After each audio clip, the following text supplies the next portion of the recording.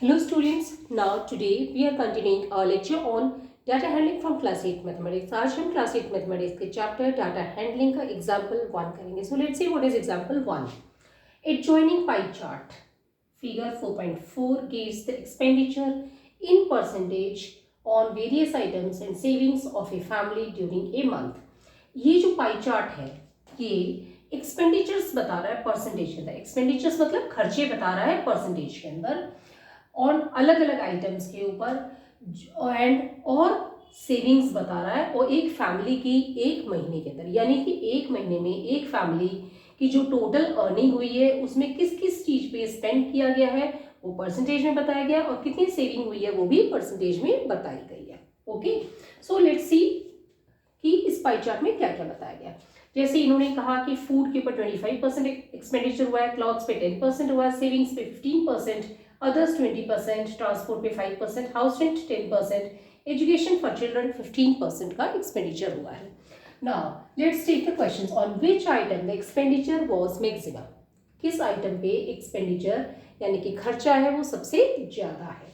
हमने इसमें देखा कि सबसे ज्यादा जो खर्चा है 25% फूड पे है. ओके, सो अब हम क्या लिखेंगे इसमें, the expenditure was maximum on food. कितना है 25% of the salary. Okay, so now second question हमारे पास है expenditure on which item is equal to the total saving of the family. किस आइटम के ऊपर जो एक्सपेंडिचर है वो सेविंग है फैमिली की उसके बराबर है. तो हम क्या देख रहे हैं, सेविंग ऑफ फैमिली क्या है, सेविंग ऑफ फैमिली है 15%. अब 15% एक्सपेंडिचर किसके ऊपर है, हमने टोटल देखा तो हमने देखा कि एजुकेशन फॉर चिल्ड्रन है उस पर 15% का एक्सपेंडिचर है. तो हमारा आंसर क्या हो जाएगा, expenditure on education of children is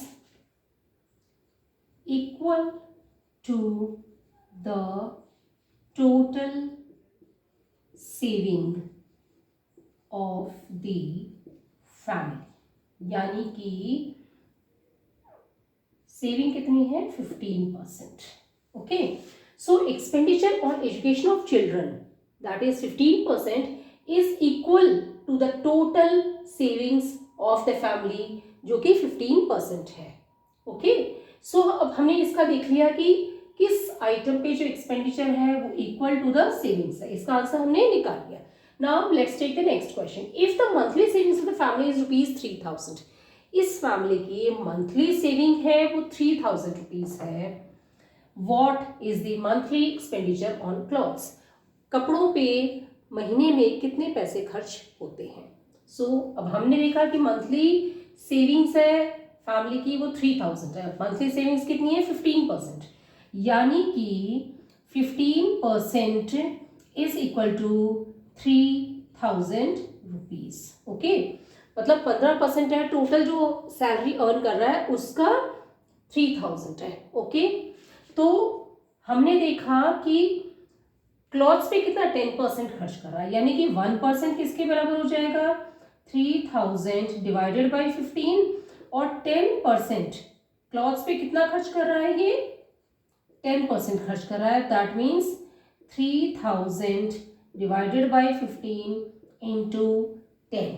okay, तो हमारे पास क्या आ जाएगा 5 3 ज़ा 15, 5 2 ज़ा 10, 3 1 ज़ा 3, 0 0 0, यानी कि ये हो जाएंगे ₹2000. 2 इंटू 1000 इज 2000. ठीक है, तो हमने देखा कि सेविंग्स 15% है वो 3000 के बराबर है. क्लॉथ्स पे कितना खर्च कर रहा है 10%, क्लॉथ्स पे कितना है 10%. ओके, सो सेविंग 15% है वो 3000 के बराबर है, यानी कि 1% है वो 3000 अपॉन 15 के बराबर हो जाएगी और क्लॉथ्स पे वो खर्च कर रहा है 10%. तो उसको हम मल्टीप्लाई कर देंगे 10 से, तो हमारे पास आ जाएगी वैल्यू 2000। ओके, इसे और बेहतर तरीके से आपको लगता है कि समझना है तो उस कंडीशन में फिर अपन पूरी जो सैलरी है वो उसकी निकाल सकते हैं।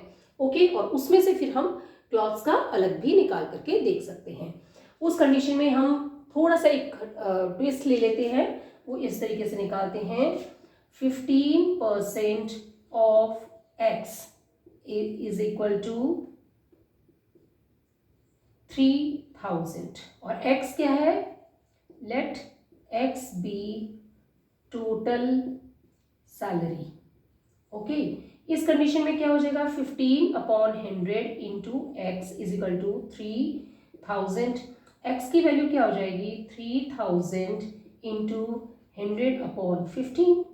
ओके, तो ये आ जाएगी हमारी वैल्यू 5 3 ज़ा 15, 5 2 ज़ा 10, 0 और ये हो जाएगी 3 1 ज़ा 3, 0 0 0 हमारी हो जाएगी 1 2 3 4 zeros 2, यानी कि 20,000 हो जाएगी टोटल सैलरी। तो x को अगर हम टोटल सैलरी मानते हैं तो टोटल सैलरी हो जाएगी 20,000।